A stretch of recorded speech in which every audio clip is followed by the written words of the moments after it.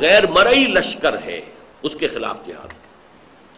یہ ہمارے نفسانی تقاضوں میں پھونکے مارتا ہے، انہیں مشتعل کرتا ہے.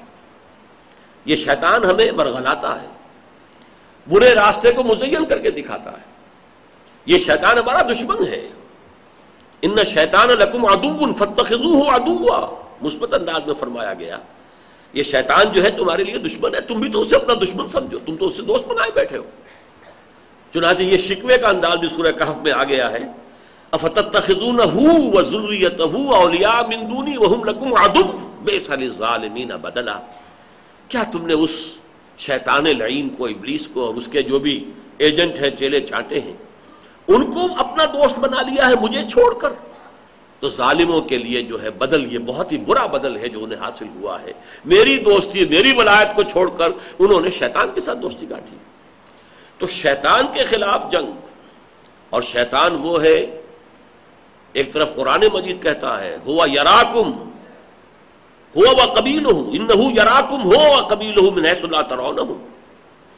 وہ تو تم پر وہاں سے حملہ آور ہوتا ہے، نہ صرف وہ بلکہ وہ جو غیر مرئی ایک اور جن ہر انسان کے ساتھ لگا دیا گیا. قبیلہ، حدیث میں آیا ہے ہر انسان کے ساتھ ایک شیطان لگا دیا گیا ہے. یہ وہی غیر مرئی جنات میں سے جو شیطان ہے، ہر انسان کے ساتھ ایک شیطان. تو انہ یراکم ہوا وقبیلہ من حیث لا ترونہم، وہ تو تمہیں وہاں سے تاکتے ہیں، وہاں سے حملہ آور ہوتے ہیں. نہ صرف وہ شیطان لعین ابلیس، بلکہ یہ کہ اس کا جو لاؤ لشکر ہے اور اس کے جو ایجنٹ تمہارے ساتھ لگا دیے گئے ہیں، جہاں سے وہ تم پر حملہ آور ہوتے ہیں، جہاں سے تم انہیں نہیں دیکھتے. اور ایک اور حدیث میں آیا ان الشیطان یجری من الانسان مجری الدم، شیطان تو انسان کے وجود میں سرایت کر جاتا ہے جیسے کہ خون گردش کرتا ہے. اب اس کی دونوں توجیحات ممکن ہیں. ایک تو یہ کہ یہ شیاطین جو ہے جنات ہیں، جنات کا مادہ جو ہے وہ نار ہے، نار ایک لطیف شے ہے، اور جنات کو اپنی شکلیں بدلنے کا بھی اختیار حاصل ہے، جیسے ملائکہ بھی شکلیں اختیار کرتے ہیں، انسانی صورت میں بھی آ جاتے ہیں، جنات بھی آ سکتے ہیں، حیوانات کی شکل میں بھی آ سکتے ہیں. یہ بھی ہو سکتا ہے کہ وہ واقعتاً اپنی اس لطافت جو ان کا مادہ تخلیق ہے، اس کی لطافت کی وجہ سے انسان میں سرایت ہی کر جاتے ہیں. اور یہ بھی ہو سکتا ہے کہ اگر انہوں نے ہمارے نفس کو مشتعل کر دیا تو نفس تو پورے وجود کو جو کنٹرول کر رہا ہے، ہمارے سارے اعصاب، ہمارے سارا جو ہے وجود جو ہے جسمانی، وہ اس نفس کے تابع ہے. لہذا وہ اگر اس نے اس کو مشتعل کر دیا تو گویا کہ وہ پورے ہمارے وجود میں سرایت کر گیا ہے. واللہ عالم. بہرحال یہ دوسرا ہے. ابھی یہ پہلی منزل کے 3 چھوٹی منزلیں ہیں. پہلی منزل خود اللہ کا بندہ بننے کے لیے جہاد، خود احکام شریعت کا پابند ہونے کے لیے جہاد.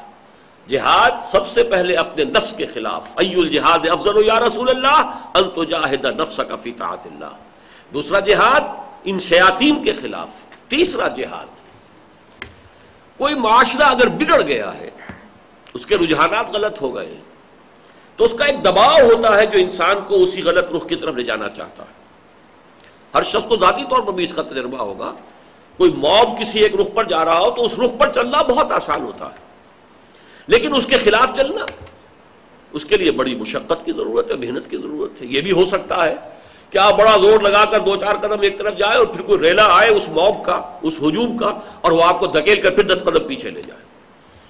اب ایک معاشرہ جو ہے اس کا رخ بے حیائی کی طرف ہے. معاشرہ جو ہے وہ اللہ کی بغاوت کی طرف چل رہا ہے، اور سب رواں دواں ہیں، اور سب خوش و خرم ہیں، مگن ہیں، مسرور ہیں، اور وہ اس رخ کے اوپر بڑھتے چلے جا رہے ہیں. اس میں کسی شخص کا اللہ کی طرف رخ کر کے بڑھنا اور چلنا، انی وجہت وجہی للذی فطر السماوات والارض حنیفا، آسان کام نہیں. اس معاشرے کے خلاف اسے جد و جہد کرنی پڑے گی. اس میں ہو سکتا ہے کہ سب سے پہلے اپنے گھر والوں کے ساتھ یہ جہاد کرنا پڑے. سورہ تغابن میں فرمایا یا ایھا الذین آمنوا ان من ازواجکم واولادکم عدوا لکم فاحذروہ.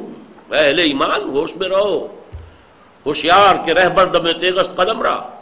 تمہارے اپنے بیویوں اور اولاد کے اندر تمہارے دشمن مضمر ہیں، چھپے ہوئے ہیں، ان سے بچ کر رہو.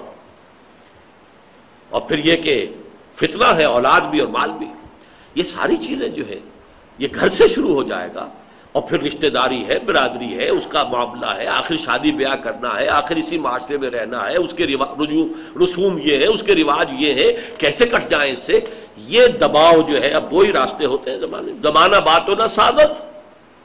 تو بازمانہ بساز، آسان راستہ تو یہ ہے کہ زمانہ تمہارے ساتھ موافقت نہیں کر رہا ہے تو تم زمانے کے ساتھ موافق ہو جاؤ، ڈھل جاؤ اسی رنگ میں، فرکشن ختم ہو جائے گی۔ فرکشن تو اسی وقت ہے نا کہ وہ ادھر جا رہا ہے تم ادھر آ رہے ہو، تو فرکشن ہے۔ لیکن اگر یہ کہ تم نے بھی وہی اختیار کر لیا، زمانہ باتنا سعادت تو بازمانہ بساز، سیدھا راستہ ہے، آسان راستہ ہے، تم زمانے کے ساتھ موافقت اختیار کر لو تو یہ فرکشن ختم ہو جائے گی۔ لیکن یہ کہ جہاد جس کو کہا جائے گا وہ کیا ہے؟ زمانہ باتنا سعادت تو بازمانہ ستیز، زمانہ اگر تمہارے ساتھ موافقت نہیں کر رہا ہے تو تم زمانے سے جنگ کرو، لڑو، جہاد کرو۔ یہ